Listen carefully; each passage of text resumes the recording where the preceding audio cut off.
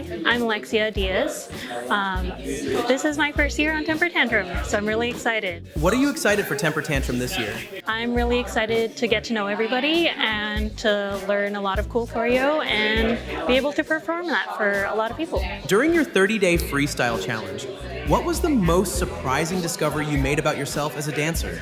I think the most surprising thing while I was trying these different freestyles every day was learning how I could stretch my capabilities and gather inspiration from different places. For example, I was doing the challenge with a friend and I realized, oh, floor work's a cool thing. That's something that I tried that was new. And then also just trying a range of different musical and dance styles, trying to incorporate them so that, across the 30 days, it's not just one note. And then I realized how much just consistent effort leads to improvement. How has your experience with hula dances shaped your storytelling in contemporary performances? So I've been dancing hula since I was in the 7th grade, and the main aspect of it is very much what the lyrics are saying, you're expressing through your hands gestures or your movements. And what I learned was just for example, if I wanted to express an idea, it didn't have to exactly be oh, we're happy so we're smiling. It could be oh, love can be represented in a myriad of ways where it's a hug or crossing your arms over your chest or just showing the beauty of whatever you're trying to say. And I think in the dances that I do nowadays, in my dance style now, I try and express the emotion of the music or the storytelling, whether it's with my arms, the poses that I'm doing, or the beats, the attitude that I'm bringing to my performance. You've mentioned two powerful mentors who shaped your early training. What specific lessons from Miss Duty and Miss Duronslet still resonate with you? And how do they show up in your dance today?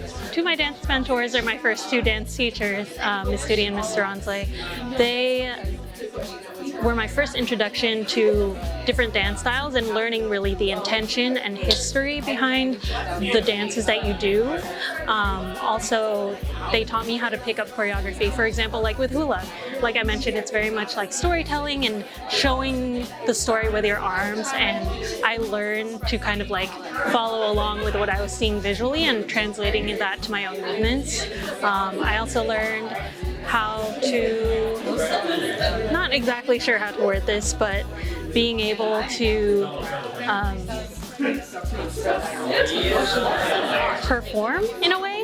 For example, for hula, we always wanted to have a smile on if you're doing awana, the melodic music, versus for chants you have to be serious. And for Miss Duronslet with high school, my dance class in high school, we were performing and doing different musical styles inspired by cabaret or this and that. And at one time there was a Willy Wonka thing, so you kind of had to switch up based on what dance you were doing. Another thing that I learned from them was when I'm learning choreography, how to basically pick it up on my own. For example, with Miss Duty and the way that she teaches, it's very accessible. You learn it, you learn the meaning behind it, you do it slow, then you do it fast. And I notice when I'm learning, I like to follow in that way of watching, observing, focusing on the little details later, and then putting it all together and really matching the music to the movements. Emotion is central to your performances. Can you recall a specific piece or moment where you felt you reached a new level of emotional expression on stage? One of I'll share two examples. The first example was for hula. We do a huike, which is a dance rehearsal, and like I mentioned, chant is one of those very strong performances, and so I was really excited to use an implement and hit sticks really hard and I remember through that just channeling. Obviously, I wasn't angry during the performance, but like bringing out my inner power and strength and fierceness to that performance.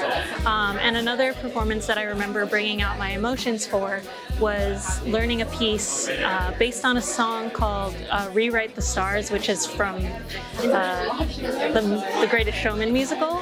And I remember tapping into that feeling and emotion of like expressing love and hope and romance and like something beyond yourself, and like expressing that through like going and following through and extending through my movements, and obviously like facial expression, looking as sad as I possibly could. Storytelling is key in your choreography. If your life's dance journey were turned into a rom-com movie, what would the funniest or most heartwarming scene look like? I think one of the most heartwarming scenes that I could remember was with my hoike.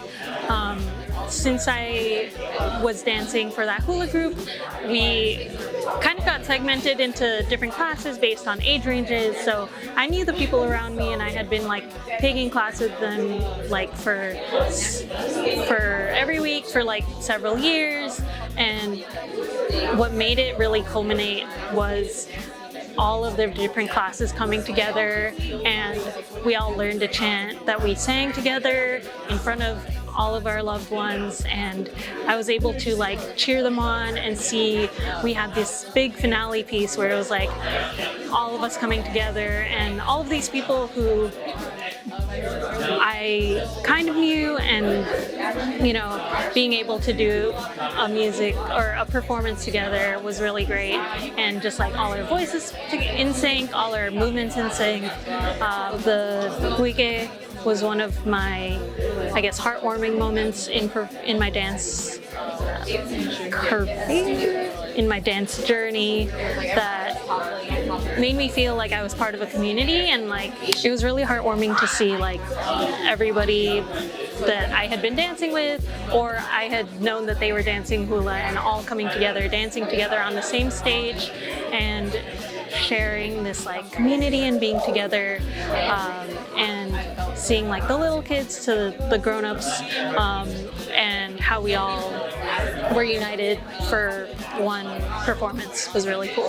I think for me, funniest scenes would be whenever, for example, like when I did foundations, training teams, being able to goof around and have little inside jokes and just do whatever crazy moves we wanted for the sake of having fun. That would be like one of my funnest moments.